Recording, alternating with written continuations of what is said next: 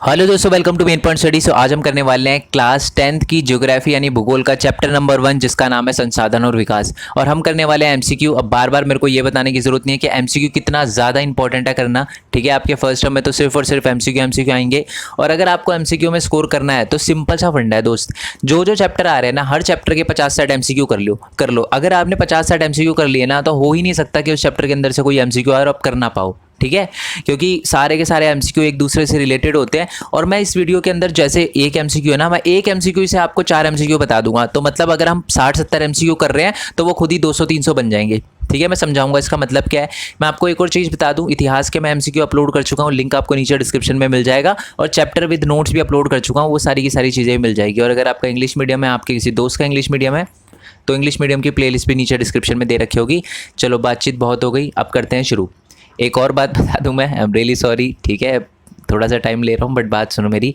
अगर आपने chapter cover कर रखा है ना, तो इसको एज अ टेस्ट लेना। देखो, बात ऐसी है, हमको सिर्फ ये क्वेश्चन नहीं करने, हमको एग्ज़ाम में अच्छा स्कोर करना है। ठीक है, तो हमें ये पता रहना चाहिए यार, ये हमने टॉपिक अगर कवर किया है तो हमने कितनी अच्छी तरीके से किया है, क्या हम उस टॉपिक के अंदर से सारे क्वेश्चन का जवाब दे पा रहे हैं। इससे आप अपने आप को भी एक तरह से इवैल्यूएट कर पाओगे, अपने आप को एनालाइज कर पाओगे कि कहाँ थोड़ी सी दिक्कत रह गई, कहाँ मेरे को थोड़ी ज़्यादा मेहनत करनी है। ठीक है, तो इसका टेस्ट लेना, मैं क्वेश्चन बोलूँगा, खुद आंसर करने की कोशिश करना, वीडियो पॉज करके आंसर नीचे कमेंट बॉक्स में लिखना। ठीक है, वैसे तो मैं बता ही दूंगा, सिर्फ आपको 0.25 सेकंड का टाइम दूंगा मैं आपको। ओके, चलो जी, पहला क्वेश्चन है कि निम्नलिखित में से कौन सी मिट्टी कपास उगाने के लिए आदर्श है। मतलब कौन सी मिट्टी ऐसी है जिस पर सबसे बढ़िया क्वालिटी का कॉटन उगता है इंडिया में। तो आपको बताओ। तो ए है regur soil, B laterite soil, C रेगिस्तानी मृदा, या डी पहाड़ी मृदा। कुछ बच्चे सोच रहे होंगे सर, जो मेरे दिमाग में है ना इसका आंसर, वो तो आपने ऑप्शन में लिखा ही नहीं है ना। तो चलो मैं इसका आंसर बता देता हूँ। वैसे तो इसका आंसर है, आई होप आपने कमेंट बॉक्स में लिख दिया, इसका आंसर है ब्लैक सॉइल, काली मृदा। बट ऑप्शन में तो लिखा ही नहीं। बट अब देखो, एक एमसीक्यू से दूसरा एमसीक्यू बताता हूँ मैं आपको। काली मृदा को रिगर सॉइल भी कहा जाता है, ये बात आपको हमेशा याद रखनी है। रिगर सॉइल या रिगुड सॉइल एक ही बात है। ठीक है, तो रिगुड सॉइल भी कहा जाता है, ये चीज़ आपको ध्यान रखनी है, काली मृदा। ओके, और इस पर कपास बहुत बढ़िया क्वालिटी का उगता है। एक एमसीक्यू से हो गया ना, 2 एमसीक्यू। क्वेश्चन नंबर 2 की बात करते हैं। मिट्टी का निर्माण डैश की प्रक्रिया से होता है। ठीक है, अब मिट्टी कैसे बनती है, जैसे कि आपको पता ही है कि ना, मान लो कोई पहाड़ है, हवा के कारण बहुत तेज या पानी की बहाव के कारण क्या होता है, पत्थर नीचे गिरता है, गिरते गिरते गिरते गिरते वो जैसे नीचे गिरता है तो वो टूटता है। ठीक है, और तेज हवा के कारण, पानी के कारण, या किसी भी चीज़ के कारण फिर वो छोटे छोटे टुकड़ों में कटता है और मिट्टी बन जाता है। तो ये क्या होती है, ये होता है अपक्षय, जिसको इंग्लिश में बोलते हैं वेदरिंग। कभी मान लो अगर आपके पास क्वेश्चन पेपर आता है, ठीक है, और आपको लगता है यार हिंदी में थोड़ा समझ नहीं आ रहा, तो इंग्लिश में भी पढ़ लेना, कोई बात नहीं, वेदरिंग। ठीक है, वेदर का बहुत बड़ा रोल होता है मिट्टी बनाने में। ओके, तो इसका आंसर है जी सी, वेदर या अपक्षय। ठीक है, आई होप ये आपको याद रहे, इंपॉर्टेंट क्वेश्चन है ये, इसलिए मैंने आपको अच्छे से बताया। ये टफ क्वेश्चन है ये, ठीक है, आपको साफ दिख रहा होगा, आप सोच रहे होगे यार क्या है ये, बट ये टफ क्वेश्चन है अपक्षय, बट क्योंकि इंपॉर्टेंट है इसलिए मैंने बताया। क्वेश्चन नंबर 3 की बात करते हैं। एक या एक से कम कृषि वर्ष के लिए खेती के बिना छोड़ी गई भूमि को डैश कहा जाता है। मतलब ध्यान से सुनना, मान लो एक कोई कृषि भूमि है, उसको 1 साल, एक एग्रीकल्चर ईयर, 1 एग्रीकल्चर ईयर कृषि वर्ष के लिए खाली छोड़ दिया गया, तो उस भूमि को हम क्या कहेंगे। आई होप इसका आंसर आपको पता हो। ए कृषि योग्य बंजर भूमि, बी वर्तमान प्रतिभूमि, सी बंजर भूमि, या डी उपरोक्त सभी। उपरोक्त में से कोई भी नहीं। तो इसका आंसर है जी बी, वर्तमान प्रतिभूमि। ठीक है, जो एक भूमि होती है ना, अगर उसको 1 साल के लिए कृषि करने वाली भूमि होती है, और अगर उसको 1 साल के लिए एक एग्रीकल्चर ईयर के लिए खाली छोड़ दिया जाए, उससे कम के लिए खाली छोड़ दिया जाए, उसको कहते हैं वर्तमान प्रतिभूमि। अब मेरा क्वेश्चन ध्यान से सुनना, 1 साल से लेकर अगर हम 5 साल के लिए, 1 साल से कम और 1 साल के लिए तो वर्तमान प्रतिभूमि कहते हैं, है ना। अगर हम 1 साल से लेकर 5 साल के बीच में खाली छोड़ दें, या 5 साल से ज़्यादा के लिए खाली छोड़ दें, तो उसको क्या कहते हैं, नीचे कमेंट बॉक्स में बताना। 5 साल से ज़्यादा के लिए खाली छोड़ दे, जब खाली छोड़ देते ना, तो इसी में से उसका आंसर है, इन 4 ऑप्शन में से उनका आंसर है। ठीक है, तो इसका आंसर वैसे मैं बताऊंगा, अगर आपको पता है तो नीचे कमेंट बॉक्स में बताना। ठीक है, बट आगे मैं इसका आंसर बताऊंगा, डोंट वरी। इस वीडियो के अंदर कोई भी सस्पेंस नहीं छोड़ूंगा आपके लिए, जो जो क्वेश्चन करवा रहा हूँ उसका आंसर भी बताते जाऊंगा, बट अभी नहीं, पहले हम बाकी क्वेश्चन पे आते हैं। क्वेश्चन नंबर 4 की बात करते हैं कि हर किसी की ज़रूरत के लिए काफ़ी है, लेकिन हमारे पास किसी का लालच पूरी करने के लिए नहीं है। इसका क्या मतलब है, ये एक लाइन है। अब ये लाइन किसने कही थी, ठीक है, संसाधन के कॉन्टेक्स्ट में कही थी कि हमारे पास इतने संसाधन है कि हम लोगों की ज़रूरतें पूरी कर सकते हैं, बट लोगों का लालच पूरा नहीं कर सकते। तो ये किसने कही थी, जवाहरलाल नेहरू, अटल बिहारी वाजपेयी, गांधी जी ने, या सुंदर लाल ने। सुंदर लालू लिखा है, बड़े सुंदर लाल है। ठीक है, बहुना बगुना, एक सुंदरलाल बगुना थे, ठीक है, ये एक एनवायरमेंटलिस्ट थे। वैसे इसका आंसर ये नहीं है, सुंदरलाल बगुना नहीं है इसका आंसर। इसका आंसर है गांधी जी। गांधी जी ने लाइन बोली थी कि हमारे पास लोगों की ज़रूरतें पूरी करने के लिए तो है, बट उनका लालच पूरी करने के लिए नहीं है। बट सुंदरलाल, अब सुन लो क्या है। कुछ बच्चे यूपीएससी के लिए भी प्रिपेयर करना चाहते हैं, ठीक है, तो दोस्त बहुत इंपॉर्टेंट है कि आप चीज़ों को थोड़ा डीप में समझो। सुंदरलाल एक एनवायरमेंटलिस्ट है, इसका आपके चैप्टर से कोई लेना देना नहीं, ठीक है। ये एक एनवायरमेंटलिस्ट है जिन्होंने क्या किया था, एक चिपको आंदोलन हुआ था जिसमें इनका बहुत बड़ा रोल था। अभी इनको अवार्ड देने की भी बात चली है, बहुत सारे लोगों ने डिमांड उठाई है कि इनको भारत रत्न या ऐसी कोई चीज़ दी जाए, ठीक है। तो याद रखना, ये सुंदरलाल बगुना उनका नाम है, बट इसका आंसर गांधी जी है, ठीक है। ये आपके कोर्स में नहीं आने वाला, जस्ट एक्स्ट्रा नॉलेज के लिए बताया मैंने, ओके। क्वेश्चन नंबर 5 की बात करते हैं। जिन संसाधन का सर्वेक्षण किया जाता है और उनके उपयोग के लिए उनकी मात्रा और गुणवत्ता निर्धारित है, उन्हें डैश के रूप में जाना जाता है। मतलब एक ऐसे संसाधन जिनकी हमें क्वांटिटी पता है और हमें क्वालिटी पता है। हमें पता है कि कितनी मात्रा में है भारत के अंदर, लगभग हमें पता है कि कितनी मात्रा में है और उसकी क्वालिटी क्या है। तो उन रिसोर्सेज को हम क्या कहते हैं, उन रिसोर्सेज को क्या कहते हैं, संभावित संसाधन, स्टॉक को कहते हैं भंडार हिंदी में, सी विकसित संसाधन या रिजर्व। तो मैं बता दूं, इसका जो आंसर है ना वो है जी विकसित संसाधन। जैसे कि कोयला, एग्जाम्पल दे रहा हूँ, ये भी अलग से क्वेश्चन आ सकता है कि कोयला किस में आता है, ठीक है। तो कोयला एक विकसित संसाधन है, क्यों? क्योंकि हमें पता है कि भारत के अंदर लगभग कितने कोयले की माइंस है, यानी कितने कोयले की वो जो होती है ना, माइंस को हिंदी में क्या बोलते हैं, जैसे कोयला निकाला जाता है माइंस ही बोलते हैं, ठीक है। तो खनन की जो माइंस वगैरह है वो कितनी है, उस पर लगभग कितना कोयला है, ये हमें थोड़ा बहुत अप्रॉक्सीमेटली पता है। तो इसलिए क्या होता है, ये एक विकसित संसाधन है। नेक्स्ट क्वेश्चन की बात करते हैं, क्वेश्चन नंबर 6 की। अंतर्राष्ट्रीय संसाधन के संबंध में निम्नलिखित में से कौन सा कथन सही है? यानी इंटरनेशनल संसाधन, इंटरनेशनल संसाधन आपको पता है ना, इंटरनेशनल रिसोर्स किसे कहते हैं, अंतर्राष्ट्रीय संसाधन किसे कहते हैं। अगर आपको पता है कि कौन सा संसाधन अंतर्राष्ट्रीय संसाधन कहलाता है तो आप वो मेरे को नीचे कमेंट बॉक्स में बताना। कुछ नॉटिकल माइल, समुद्री दूरी तक का जो चलो मैं इसका आंसर बताऊंगा, पहले ये समझ लेते हैं। तो अंतर्राष्ट्रीय संसाधन के संबंध में कौन सी लाइन सही है? तो पहला जो ऑप्शन लिखा है ना, ए, वही सही है।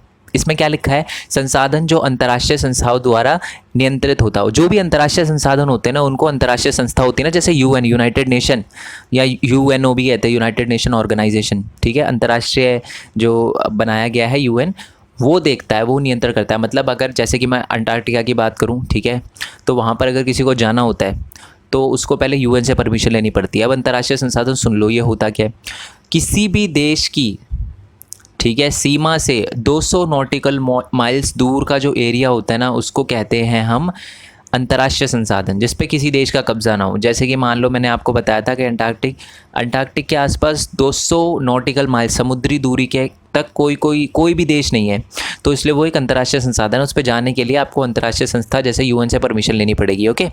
हाँ जी, क्लियर हो गया ये? अच्छा, पहले ये वाला भी समझा देता हूँ।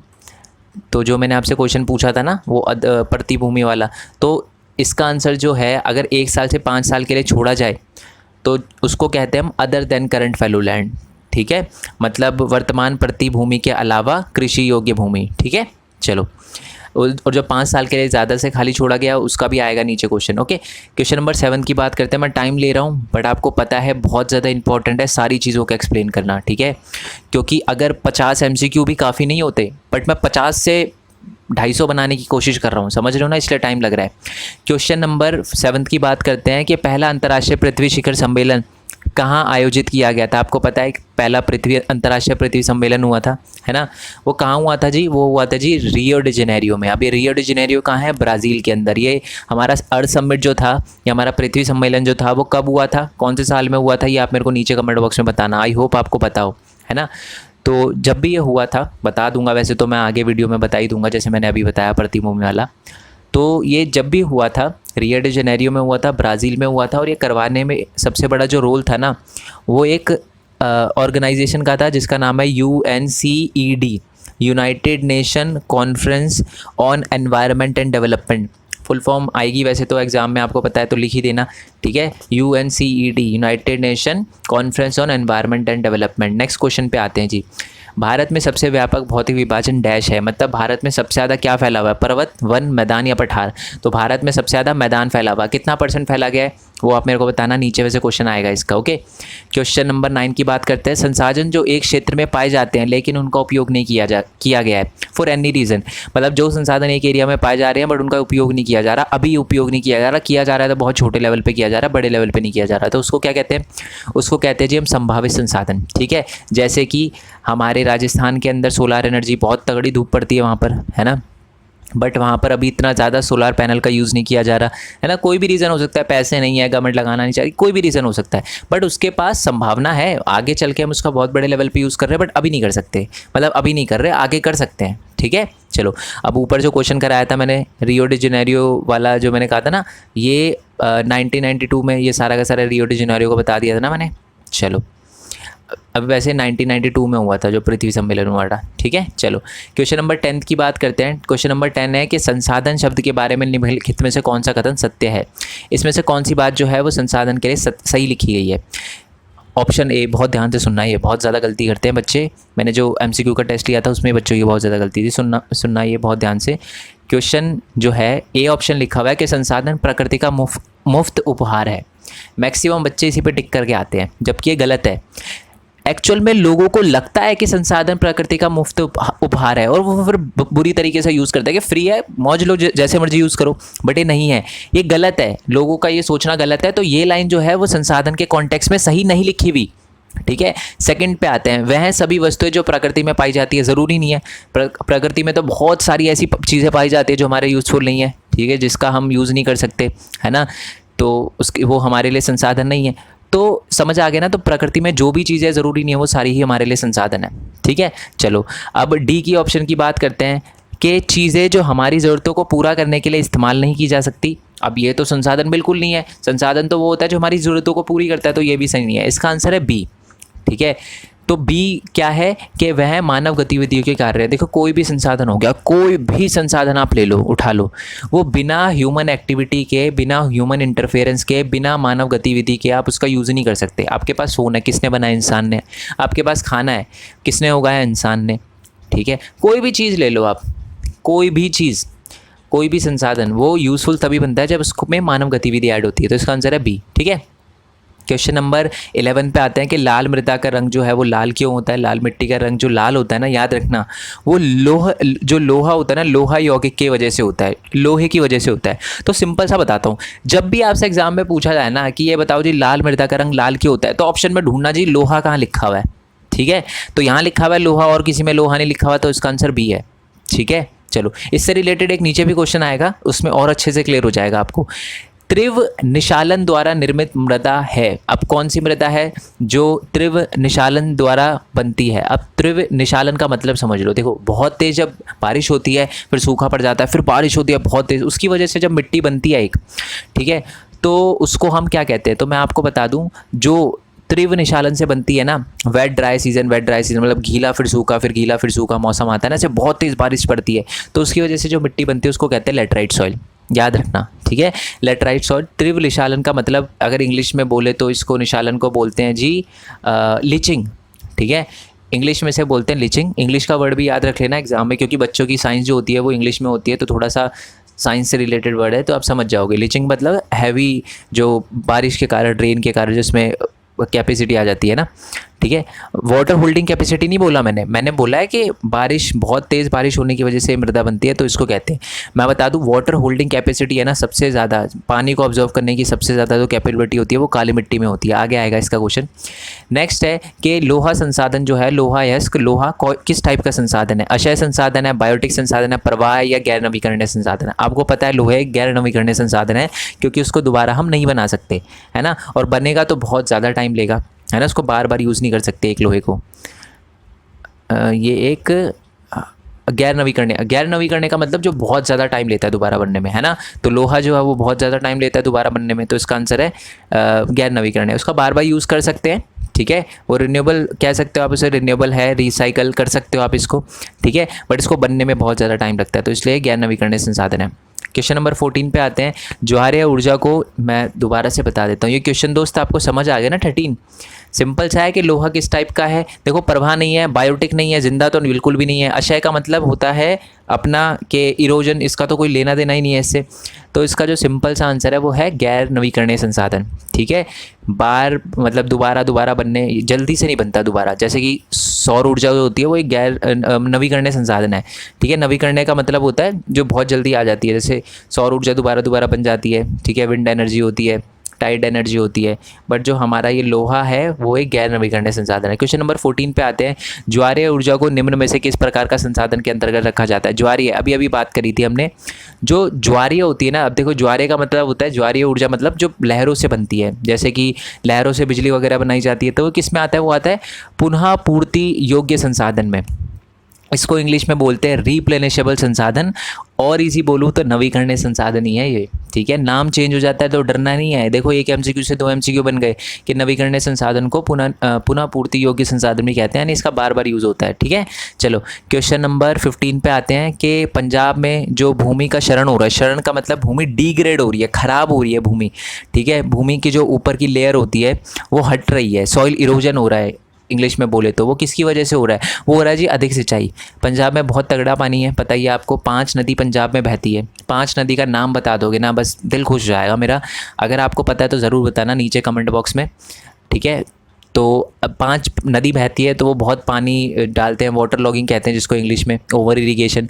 तो अधिक सिंचाई होती है, इसकी वजह से टॉप सॉइल एक जगह से दूसरी जगह चली जाती है, इसी की वजह से लैंड डिग्रेड हो जाता है।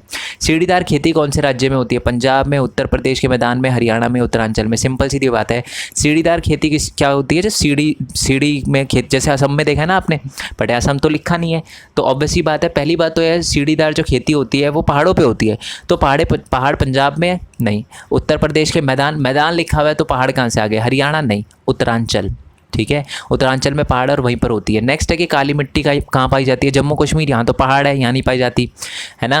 राजस्थान, यहाँ पर तो हमारी मरुस्थलीय मृदा पाई जाती है। झारखंड, यहाँ पर तो रेड एंड येलो सॉइल पाई जाती है। गुजरात, ये एक ऐसा एरिया है, गुजरात और महाराष्ट्र वाला जो एरिया है, यहाँ पर हमारी ब्लैक सॉइल पाई जाती है। थोड़ा मध्य प्रदेश का एरिया भी आता है। नेक्स्ट क्वेश्चन है आपका कि राष्ट्रीय वन नीति के अकॉर्डिंग 1952 के अकॉर्डिंग ये बोला गया कि इतना % एरिया तो फॉरेस्ट रहना ही चाहिए। तो कितना %? 33%। इनका कहना है कि 33% इंडिया का जो एरिया है वो फॉरेस्ट रहना चाहिए, बट है नहीं। ठीक है, अभी शायद 21, 22, 23 इतना % है। नेक्स्ट क्वेश्चन की बात करते हैं, क्वेश्चन नंबर 19। पर्यावरण में ऐसी सामग्री जो इंसान की आवश्यकताओं को पूरी कर सकता है, बट अभी मनुष्य के पास उसको यूज़ करने के लिए टेक्नोलॉजी नहीं है। ठीक है, मतलब वो संसाधन जो हमें पता है कि आगे हम इसका यूज़ कर सकते हैं, बट अभी नहीं कर पा रहे बिकॉज हमारे पास टेक्नोलॉजी नहीं है। जैसे H2O, ठीक है, हमें पता है कि वाटर के अंदर ऑक्सीजन होता है, बट अभी हम निकालने की हमारे पास टेक्नोलॉजी नहीं है। तो ऐसे संसाधनों को क्या कहते हैं? ऐसे संसाधनों को कहते हैं जी स्टॉक। ठीक है, अगर इंग्लिश में बोले तो, हिंदी में बोले तो भंडार। ठीक है, जिनका अभी यूज़ नहीं किया जा रहा क्योंकि हमारे पास उनको यूज़ करने की टेक्नोलॉजी नहीं है, प्रौद्योगिकी नहीं है। नेक्स्ट क्वेश्चन है कि भारत का प्रादेशिक जल कितनी दूरी तक फैला हुआ है? यानी आपको पता है हमारे भारत के नीचे पानी पानी है, तो उस पानी में कितना एरिया जो है वो इंडिया का माना जाएगा? वो है जी 12 नॉटिकल माइल, हिंदी में बोले तो 12 समुद्री मील। इसका क्या मतलब है कि भारत के पानी की बाउंड्री के, मतलब लैंड बाउंड्री के और पानी बाउंड्री से 12 समुद्री मील तक कोई भी चीज़ अगर हमारे टेरिटरी के अंदर घुस गई, 12 समुद्री मील तक घुस गई, तो वो हमारी कहलाएगी। ये मतलब है इसका। ओके, नेक्स्ट क्वेश्चन है क्वेश्चन नंबर 21। वह संसाधन जो अपने निर्माण में लंबा भूवैज्ञानिक समय लेते हैं, बताइए आपको इसका आंसर। तो गैर नवीकरणीय संसाधन, अभी ऊपर बात करी थी ना हमने, लोहा एक गैर नवीकरणीय संसाधन है क्योंकि बहुत ज़्यादा टाइम लेता है दोबारा बनने में। Question number 22। वह भूमि जो 5 से अधिक, मैंने बोला था ना अभी ऊपर आया था, 4th क्वेश्चन था हमारा, ध्यान से सुनना। वो कृषि भूमि जो 5 साल से ज़्यादा खेती के लिए, मतलब जहाँ पर खेती नहीं होती, 5 साल से ज़्यादा हो गए जहाँ पर खेती नहीं होती, तो उस टाइप की भूमि को क्या कहेंगे? ठीक है, वह भूमि जो 5 से अधिक वर्षों के लिए, कृषि वर्षों के लिए बिना खेती के लिए छोड़ दी जाती है, तो उसे क्या, वो भूमि क्या कहलाती है? चरागाह भूमि, कृषि योग्य बंजर भूमि या वर्तमान प्रतिभूमि। वर्तमान प्रतिभूमि तो हो ही नहीं सकता क्योंकि ये तो 5 साल, 1 साल से कम की होती है ना। तो इसका आंसर है जी कृषि योग्य बंजर भूमि। हिंदी में बड़ा सिंपल है, देखो नाम से ही पता चल रहा है, कृषि योग्य है पर अभी बंजर भूमि है, 5 साल के लिए ज़्यादा छोड़ा गया, बंजर ही है एक तरह से, है ना, यूज़ ही नहीं हो रहा उसका। क्वेश्चन नंबर 23 की बात करते हैं। एक कृषि वर्ष में 1 से अधिक बार बोया गया क्षेत्र, ये बड़े ध्यान से सुनना, ध्यान से सुनो मेरी बात। एक कृषि वर्ष में 1 से अधिक बार बोया गया क्षेत्र, साथ में शुद्ध बोया गया क्षेत्र कहलाता है, क्या कहलाता है? डैश कहलाता है। तो वो डैश क्या आएगा वो बताना है आपको। मतलब बताते हूँ मैं आपको याद है ना, मैंने आपको बोला था, ये टॉपिक मैंने पढ़ाया था, ये भी है ना हमारा, जब हम ये कृषि प्रतिभूमि, इस पे अगला वाला ही टॉपिक था। ठीक है, बात ये है, देखो एक होता है जी शुद्ध बोया गया क्षेत्र, ठीक है, शुद्ध बोया गया क्षेत्र प्लस हमारा एक साल में जितनी बार भी खेती करी गई है वो, तो इन सबको मिला के बोलते हैं सकल कृषित भूमि। मैं समझा सकता हूँ ये, बट क्योंकि फिर जो बच्चे चैप्टर समझ के आए हैं उनको थोड़ा सा फिर लगेगा कि सर बार बार एक ही चीज़ समझा रहे हैं, तो ये आप वीडियो में जाकर देख सकते हो अगर आपने चैप्टर अच्छे से नहीं समझा। बट याद रखना कि देखो शुद्ध बोया गया क्षेत्र प्लस ऐड हो रहा है कुछ, तो ए तो नहीं हो सकता। वन कवर तो की तो बात ही नहीं की, बंजर भूमि की भी बात नहीं किया, तो खेती की बात हो रही है, तो सकल कृषित है। कभी कभी एलिमिनेशन मेथड भी यूज़ कर लिया करो, जो गलत है उनको हटा दे करो। ठीक है, चलो क्वेश्चन नंबर 24 की बात करते हैं कि भारत के अंदर कुल जो भूमि जो है वो निम्नलिखित भूमि कितनी है। मतलब निम्नलिखित का मतलब वो खेती के योग्य नहीं है। तो मैं आपको बता दूं भारत में 130 मिलियन हेक्टेयर, हेक्टेयर बोला है, इसको 130 मिलियन वर्ग किलोमीटर मत करके आ जाना। ठीक है, इतना तो हमारा एरिया ही नहीं है, हमारा एरिया ही 3.28 मिलियन स्क्वायर किलोमीटर है। ठीक है, तो बी तो बिल्कुल मत करके आ जाना। हेक्टेयर में है जो हमारा जो एरिया है वो निम्नलिखित है, वो है 130 मिलियन हेक्टेयर। ठीक है, चलो नेक्स्ट क्वेश्चन की बात करते हैं। क्वेश्चन नंबर 25, निम्न में से किस राज्य में खनन के कारण भूमि का गंभीर क्षरण हो रहा है। क्षरण का मतलब सॉइल इरोजन हो रहा है, मिट्टी खराब हो रही है, लैंड डिग्रेडेशन हो रहा है। किस एरिया में ऐसा हो रहा है खनन की वजह से? तो मैं आपको बता दूं झारखंड। आपने शायद सुना हो कि झारखंड में माइनिंग है, बहुत सारी माइंस वगैरह है, कोयला वगैरह निकाला जाता है, माइन वगैरह होती है, धूल निकलती है, मिट्टी पर बैठ जाती है और वहाँ खेती नहीं होती। तो झारखंड है इसका एग्जाम्पल, इसका कि भूमि निम्नीकरण सबसे ज़्यादा जो होता है माइनिंग की वजह से, खनन की वजह से, वो झारखंड में होता है। नेक्स्ट है पंजाब, हरियाणा और पश्चिमी उत्तर प्रदेश में निम्नीकरण का मुख्य कारण क्या है? ये तो आपको पता है, ऊपर देखा था। पंजाब में क्या है? अधिक सिंचाई। तो देखो पंजाब लिखा है, पंजाब का आपको पता है, तो हरियाणा और पश्चिमी उत्तर प्रदेश का भी वही होगा। तो यहाँ पर क्या है, पानी के लिए बहुत अधिक सिंचाई, पानी वगैरह यूज़ किया जाता है, इसकी वजह से लैंड डिग्रेड हो जाता है। ओके, क्वेश्चन नंबर 27 की बात करते हैं कि उत्तर भारत में सबसे आम मिट्टी कौन सी है? उत्तर भारत में यानी जो दिल्ली, हरियाणा, पंजाब वगैरह का, यूपी, वेस्ट यूपी, थोड़ा बहुत बिहार वाला जो एरिया है, यहाँ पर किस टाइप की मिट्टी पाई जाती है सबसे ज़्यादा? तो इसका आंसर है जी जलोढ़ मृदा। ठीक है, सबसे ज़्यादा उपजाऊ मृदा होती है ये जलोढ़ मृदा। ओके, देखो अभी तक अगर आपने वीडियो को लाइक नहीं किया ना, तो वीडियो को लाइक करना। ठीक है, आपका सपोर्ट बहुत ही ज़्यादा इंपॉर्टेंट है। ठीक है, आपको पता ही है बहुत कम ऐसी वीडियो मिलती है जो MCQ बना रही है, और वो भी हिंदी मीडियम वाले बच्चों के लिए, और वो भी ऐसे नहीं कि 5-10 50 MCQ, और वो भी अलग पूरा का पूरा अच्छे से एक्सप्लेनेशन के लिए। मैं सिर्फ अपनी बात नहीं कर रहा, यूट्यूब पे जो भी आपके लिए करे ना, हिंदी मीडियम वाले बच्चों से खासकर बोलना चाहूँगा, उसको सब्सक्राइब करके उसको सपोर्ट ज़रूर करना। ठीक है, तो अगर मैं बना रहा हूँ तो मेरे को भी सपोर्ट करना। आई होप वीडियो अच्छी लगी हो, है ना। चलो नेक्स्ट क्वेश्चन पे आते हैं कि लाल मृदा जो है वो अधिकतर कहाँ पाई जाती है? तो लाल मृदा मैंने आपको बता ही दिया था जब ऊपर बात करी थी हमने। तो दक्कन का जो पठार है ना, उसका दक्षिणी भाग और उसका पूर्वी भाग, वहाँ पर पाई जाती है हमारी ये लाल मिट्टी। ठीक है, नेक्स्ट क्वेश्चन की बात करते हैं। लाल मिट्टी का रंग लाल क्यों होता है? सबसे पहले क्या ढूंढना है आपको? क्या बोला था मैंने? लोहा ढूंढना है आपको। लोहा लिखा नहीं लिखा जी? सेकंड में लिखा नहीं लिखा जी? फोर्थ में लिखा नहीं लिखा जी? यहाँ लिखा है लोहा। अब मैं बता देता हूँ कि इसका एक्चुअल में कलर लाल कैसे होता है लाल मिट्टी का। बात ये होती है जब लोहा जो कंपाउंड होता है ना, यौगिक होता है, जब वो इग्निशियस यानी आग्नेय शेल और कायांतरित यानी मेटामॉर्फिक रॉक से मिल जाता है, तो इसी वजह से उसका जो रंग होता है मिट्टी का लाल होता है। दोबारा से, लोहा जब आग्नेय और कायांतरित चट्टानों से मिल जाता है तो उसका रंग लाल हो जाता है ना।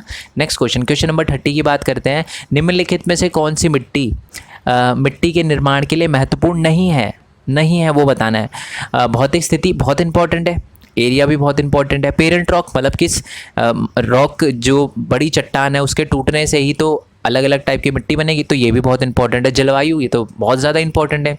दिन की अवधि सुबह है शाम, उससे कोई फ़र्क नहीं पड़ता। दिन की अवधि से कोई फ़र्क ही नहीं पड़ता कि मिट्टी कैसे बननी है कैसे नहीं बननी, है ना। तो मिट्टी के निर्माण में दिन की अवधि का कोई वो नहीं है कि दिन में ही होगा ये काम, रात में नहीं हो सकता। तो इसका आंसर है डी।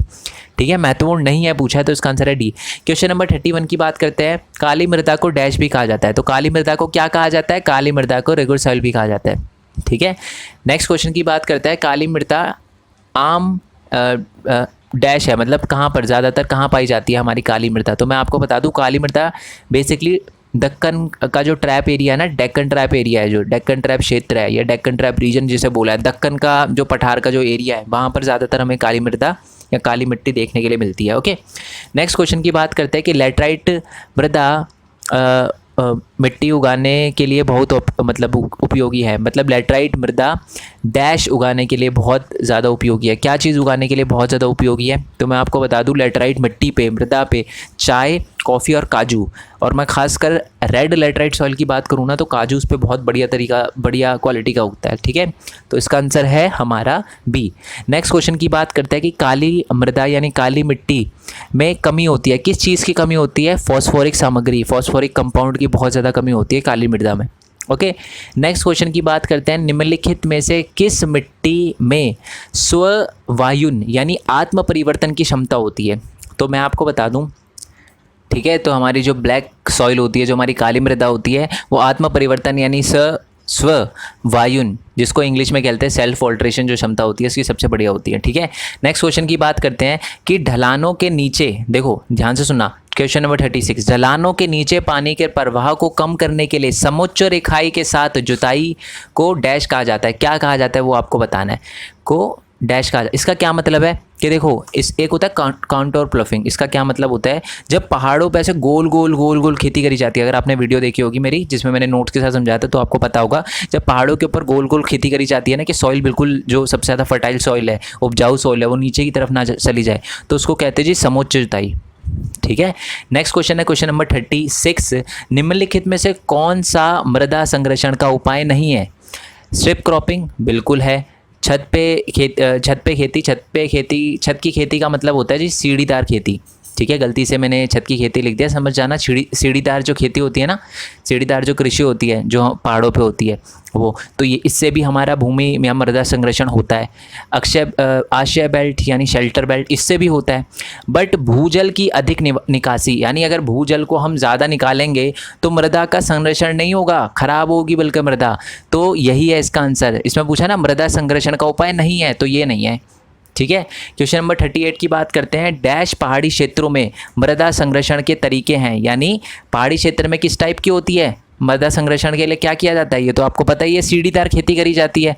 ऊपर आया था ना, उत्तरांचल में यही तो होता है। क्वेश्चन नंबर 39 की बात करते हैं, पुरानी जलोढ़ मृदा को डैश कहा जाता है। क्या कहा जाता है जी? पुरानी जलोढ़ मृदा को भांगर कहा जाता है, और जो नई जलोढ़ मृदा होती है उसको खादर कहा जाता है। ओके, ये एक खादर कहा जाता है। क्वेश्चन नंबर 40 की बात करते हैं कि डैश शुष्क क्षेत्रों में पेड़ों की पंक्तियों को उगाने की एक विधि है। अब मतलब क्या है, पहले तो शुष्क एरिया भारत में कहाँ है? शुष्क राजस्थान है ना, शुष्क एरिया है वहाँ पर। कौन सी मिट्टी होती है वहाँ पर? शुष्क एरिड मृदा होती है वहाँ पर, है ना, तो मरुस्थली मृदा होती है वहाँ पर। तो वहीं पर ऐसा होता है कि लाइन वाइज उगाए जाते हैं पेड़ वगैरह, पंक्तियों में उगाए जाते हैं, तो उसको कहते हैं जी आश्रय बेल्ट।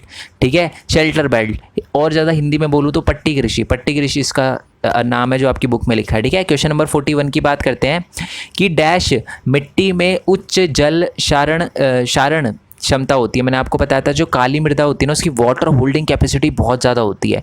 ठीक है, उच्च जल धारण का मतलब होता है जो ज़्यादा धारण कर सके, जल को ऑब्जर्व कर सके। ओके, क्वेश्चन नंबर 42 की बात करते हैं कि ध्यान से सुनना, अनेक नालियों और खड्डों वाली भूमि को डैश कहा जाता है। चंबल का जो एरिया है ना, वहाँ पर यही है, गुलीज है, ठीक है, हमारी, और रेवाइंस वगैरह है, तो उसको कहते हैं खराब भूमि, बैड लैंड इंग्लिश में बोले तो। नेक्स्ट क्वेश्चन की बात करते हैं 43 कि भारत में भूमि उपयोग पैटर्न डैश है। क्या है? एक तरफा है। ठीक है, मेरी बात ध्यान से सुनना, यहाँ पर है ना बहुत दिक्कत है इस क्वेश्चन में। देखो, आगे क्लास में आप पढ़ोगे कि भूमि का जो पैटर्न है ना, वो एक तरफा नहीं है। सही सुना आपने, आगे आप पढ़ोगे कि एक तरफा नहीं है। भारत में बहुत अलग अलग टाइप की भूमि और बहुत अलग अलग टाइप का भूमि का पैटर्न है। बट फॉर क्लास 10th, ठीक है, बट फॉर क्लास 10, दोबारा से बोलता हूँ, 10th के बच्चों को एग्ज़ाम में ये लिख कर आना है कि भारत की जो भूमि है उसका पैटर्न एक तरफा है। क्यों एक तरफा है? क्योंकि आपके बुक के अंदर सिर्फ कृषि योग्य भूमि और बिना कृषि योग्य भूमि के बारे में बताया। ठीक है, कंफ्यूज नहीं होना, दोबारा से बता रहा हूँ कि अगर आपके एग्जाम में क्वेश्चन आए कि भारत की जो भूमि का जो लैंड पैटर्न है वो कैसा है, उसे एक तरफा ही करके आना, क्योंकि कृषि भूमि ज़्यादा बताई गई है हमारे क्लास 10th में। अब जब आगे जाओगे तो और टाइप की भूमि के बारे में जब आप पढ़ोगे तब आपको पता चलेगा एक तरफा नहीं है, बहुत अलग अलग टाइप की है। बट फॉर क्लास 10th आपको एक तरफा ही मार्क करके आना। ठीक है, मैंने भी जब MCQ का टेस्ट लिया था ना, तो मैंने इसको एक तरफा बोला था कि आपको एक तरफा नहीं करना, मतलब एक तरफा नहीं है भारत का जो भूमि उपयोग पैटर्न है। बट फिर 10th के उससे सोचा मैंने कि 10th में क्या बता रखा है, तो 10th में सिर्फ आपको भूमि के बारे में ज़्यादा नहीं बता रखा, तो आपको एक तरफा ही करना है कि भारत का भूमि लैंड पैटर्न एक तरफा है। नेक्स्ट क्वेश्चन की बात करते हैं। क्वेश्चन नंबर 44, डैश मिट्टी भारत की सबसे व्यापक मिट्टी है, यानी भारत में सबसे ज़्यादा फैली हुई कौन सी मिट्टी है? जलोढ़ मृदा। ठीक है, पूरे उत्तर भारत में फैली हुई है, पता है आपको। नेक्स्ट क्वेश्चन की बात करते हैं कि नेक्स्ट क्वेश्चन कोई छूट तो नहीं गया, हाँ ये व्यापक हो गया। 45 की बात करते हैं कि थार मरुस्थल में डैश मिट्टी पाई जाती है, मृदा पाई जाती है, कौन सी? क्या है थार मरुस्थल? मरुस्थल है तो वहाँ पर मरुस्थलीय मृदा पाई जाती है। ओके, तो इसका आंसर है सी। नेक्स्ट क्वेश्चन की बात करते हैं, जीवाश्म ईंधन डैश संसाधन का उदाहरण है। किस संसाधन का उदाहरण है जी? जीवाश्म ईंधन, वो एक गैर पुनः नवीकरणीय संसाधन का उदाहरण है, दोबारा नहीं बन सकता। मतलब जो जीवाश्म ईंधन है, मतलब कोयला है, उसको जला दिए, दोबारा बना दोगे उसको? वैसे ही नहीं बना सकते ना आप, तो नहीं है। ठीक है, अब बात करते हैं जी क्वेश्चन नंबर 47 की। मिट्टी को कटाव, कटाव का मतलब होता है इरोजन, इसमें कटाव का मतलब इरोजन है, अक्षय है, इसे अक्षय बोलते हैं कि मिट्टी का अक्षय यानी सॉइल इरोजन जो होता है उसको बचाने के लिए क्या किया जाता है? जब उसको बचाया जाता है तो इस चीज़ को क्या किया जाता है? कृषि तकनीक नहीं, मृदा क्षरण नहीं, ये तो क्षरण का मतलब इरोजन ही होता है, मैंने अक्षय बोल दिया, क्षरण होता है, तो इस कटाव की जगह क्षरण भी लिख सकते हो कि मिट्टी को क्षरण से बचाने के लिए, तो इस चीज़ को कहा जाता है भूमि संरक्षण, जब मिट्टी को बचाया जाता है क्षरण से। ठीक है, ओके जी, समझ आ गया ना? क्वेश्चन दोबारा से बता देता हूँ। मिट्टी को क्षरण से बचाने के लिए, डिग्रेडेशन से बचाने के लिए कुछ किया जाता है, तो इस चीज़ को क्या कहा जाता है? मृदा यानी मिट्टी संरक्षण। ठीक है, क्वेश्चन नंबर 48 की बात करते हैं कि सौर ऊर्जा डैश संसाधन का उदाहरण है। सौर ऊर्जा किसका उदाहरण है? वो एक नवीकरणीय संसाधन का उदाहरण है। ठीक है जी, आई होप आपको ये समझ आ गया हो। ठीक है, पुनः प्रयोज्य संसाधन का मतलब क्या होता है? जो रिसाइक्लेबल होता है। अब आप सेम सौर ऊर्जा, आज मान लो आपने सौर ऊर्जा ली, ठीक है, उसी को दोबारा रिसाइकिल कर सकते हो आप? अगर मान लो कोई सूरज नहीं निकलता तो नहीं कर सकते, तो ऐसा नहीं होता। हमारा संसाधन जो है वो सौर संसाधन जो है, जो सोलार एनर्जी है, वो एक नवीकरणीय संसाधन है, दोबारा जल्दी बन जाती है। वो जो बहुत टाइम लेता है दोबारा बनने में उसको कहते हैं गैर नवीकरणीय संसाधन। कोयला हो गया, पेट्रोलियम हो गया, ये सारा का सारा। बट अगर हमारी सूरज की बात करें, विंड एनर्जी की बात करें, तो एक नवीकरणीय संसाधन है, दोबारा बनने में बहुत कम टाइम लगता है। नेक्स्ट क्वेश्चन की बात करते हैं कि भारत में कितनी प्रतिशत भूमि पर मैदान है? 49, 50, 97 या 43? इसका आंसर है डी, 43। ठीक है, इंपॉर्टेंट क्वेश्चन है। अगर आपको पता है कि जी पठार कितने % है और हमारे पहाड़ कितने % है, तो वो भी आप नीचे कमेंट बॉक्स में बताना। और ये लास्ट क्वेश्चन है, क्वेश्चन नंबर 50। ठीक है, और इसका आंसर आपको पता ही होना चाहिए। ठीक है, चाहे आप किसी के लिए भी पढ़ाई कर रहे हो। भारत का कुल भौगोलिक क्षेत्रफल जो है वो कितना है? डैश है, कितना है? 3.58 मिलियन स्क्वायर किलोमीटर, वर्ग किलोमीटर, 523 मिलियन वर्ग किलोमीटर, 3.28 मिलियन वर्ग किलोमीटर या 1.45 मिलियन वर्ग किलोमीटर? तो इसका आंसर है जी 3.28 मिलियन वर्ग किलोमीटर, 3.28 मिलियन स्क्वायर किलोमीटर, या मैं इसको और बोलूँ तो 32,80,000 स्क्वायर किलोमीटर का एरिया है हमारा। ठीक है, तो आई होप आपको ये वीडियो अच्छी लगी हो। अगर वीडियो अच्छी लगी हो तो दोस्त लाइक ज़रूर करना, इससे सपोर्ट मिलता है आगे बढ़ने के लिए। ठीक है, हिंदी मीडियम वाले बच्चों से खासकर रिक्वेस्ट है कि वीडियो शेयर ज़रूर करा करो, बाकियों को भी बताया करो। ठीक है, बाकी बच्चों की भी हेल्प हो। ठीक है, स्टेटस पे लगाओ, व्हाट्सएप ग्रुप पे, जहाँ सेंड करना है इसको सेंड करो। ठीक है, और बाकी thank you for your support. 68,000 हमने क्रॉस किया। आई होप कभी ये नंबर और भी ज़्यादा बड़ा हो, कभी ना कभी शायद ये 1 लाख तक जाएगा। अभी तो सिर्फ इमेजिनेशन है मेरे दिमाग में, यह नंबर पता नहीं हो पाएगा भी नहीं हो पाएगा, बट आपका सपोर्ट रहा तो हम ज़रूर ऐसे करेंगे, उस नंबर को भी कभी ना कभी अचीव करेंगे। क्योंकि ये नंबर जिस पे आज मैं बैठा हूँ, 68,000 हम बैठे हैं जिस पे आज, ठीक है, वो भी एक टाइम पर इमेजिनेशन था, कभी सोचा नहीं था यहाँ तक आऊँगा। तो thank you for your support. Okay, बाकी आप टेलीग्राम चैनल वगैरह ज्वाइन कर लेना। ठीक है, मेन पॉइंट स्टडी का टेलीग्राम चैनल है, ऐप है मेन पॉइंट स्टडी, टेलीग्राम एक ऐप है, उस पर जाना, साइन इन वगैरह करना, जैसे व्हाट्सएप होता है ना वैसे ही है, बट व्हाट्सएप से बहुत ही बेस्ट है। ओके, वहाँ पर मैं अपडेट वगैरह भी कर देता हूँ, कौन सी वीडियो आ रही है, लिंक भी सेंड कर देता हूँ, ये सारी की सारी चीज़ें। ओके, बाकी नेक्स्ट वीडियो के लिए स्टे ट्यून, तब तक के लिए थैंक यू सो मच। जय हिंद, जय भारत, वंदे मातरम। Thanks for your support, bye bye.